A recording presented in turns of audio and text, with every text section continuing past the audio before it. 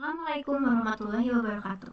Perkenalkan, nama saya Nadia Salmanur Hidayah, kelas TIFRP 24B dengan NIM 2455201144. Di sini saya akan menjelaskan cara kerja layanan mata kuliah jaringan komputer. Pertama, apa itu model OSI? Model OSI adalah sebuah kerangka konseptual yang digunakan untuk memahami bagaimana sistem jaringan berkomunikasi. Model ini membagi proses komunikasi menjadi 7 lapisan, di mana setiap lapisan memiliki tugasnya masing-masing. Ini adalah merupakan bagian-bagian layer dari OSI. Dari layer 7 ada application layer, lalu ada presentation layer, session layer, transport layer, network layer, data link, dan yang terakhir ada physical layer. Oke, layer ke-7 ada application layer.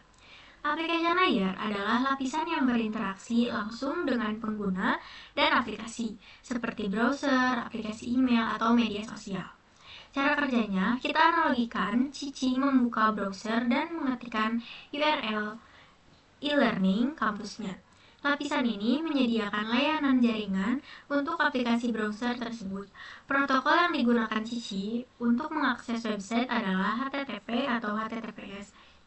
Jadi ini adalah Cici sebagai pengguna yang ingin membuka browser yaitu e-learning dengan menggunakan protokol HTTPS atau HTTP. Contoh protokolnya tadi ya, HTTPS atau HTTP digunakan oleh browser untuk mengakses website. Apabila Cici ingin mengirimkan email, bisa menggunakan SMTP. Kalau Cici ingin menggunakan untuk transfer file, bisa menggunakan FTP. Lalu layer ke-6 ada presentation layer. Lapisan ini bisa disebut sebagai penerjemah data dalam jaringan. Tugas utamanya adalah memastikan data disajikan dalam format yang bisa dimengerti oleh penerima. Disinilah terjadi 3 hal, yaitu translasi, format, enskripsi, dan konversi. Analoginya seperti tadi Cici yang ingin mengakses website di application layer. Lalu dibuat format kayak seperti JPG atau PNG atau video, lalu dimasukkan ke brankas dan dienkripsi, lalu dienkripsi atau dikunci agar tidak kebobol. Kenapa formatnya seperti JPG, PNG atau video? Karena Cici tadi menampilkannya HTTPS kan.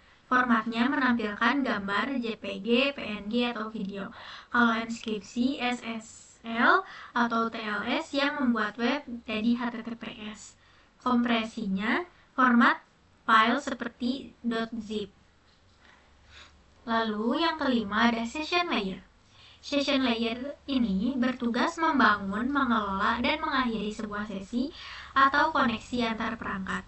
Cara kerjanya, layer ini berfungsi sebagai pemberi sesi waktu untuk membuka jalur komunikasi antara Cici si pengirim dan server sebagai penerima. Jadi,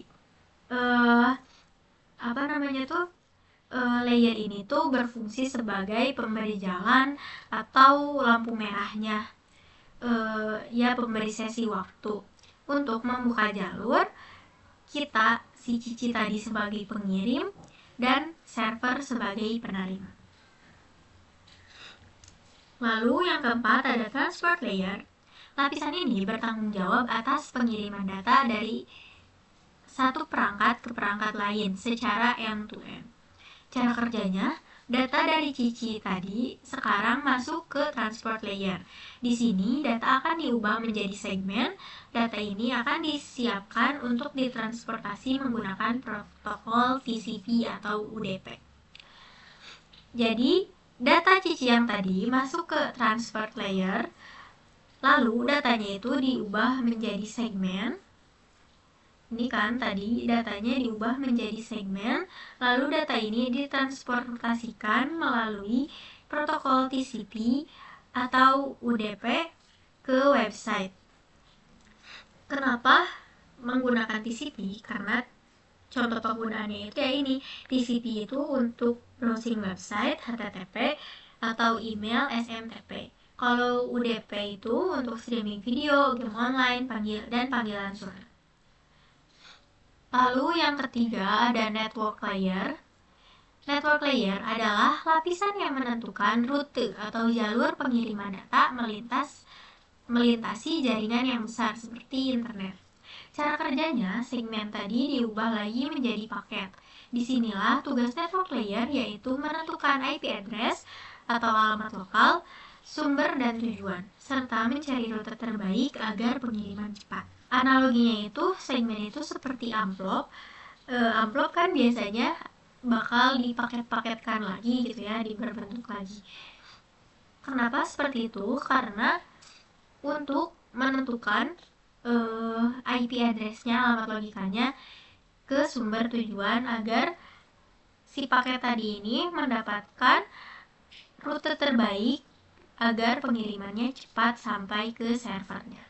Contohnya IP atau Internet Protocol, protokol utama untuk pengalamatan. Router, perangkat yang melakukan routing. ICMP, protokol yang digunakan perintah atau ping gitu ya.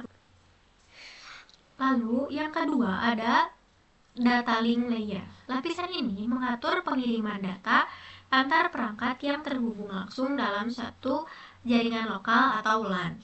Cara kerjanya, jika network layer pakai IP address, data link layer pakai alamat fisik yang disebut MAC address, lalu data dikemas dalam frame.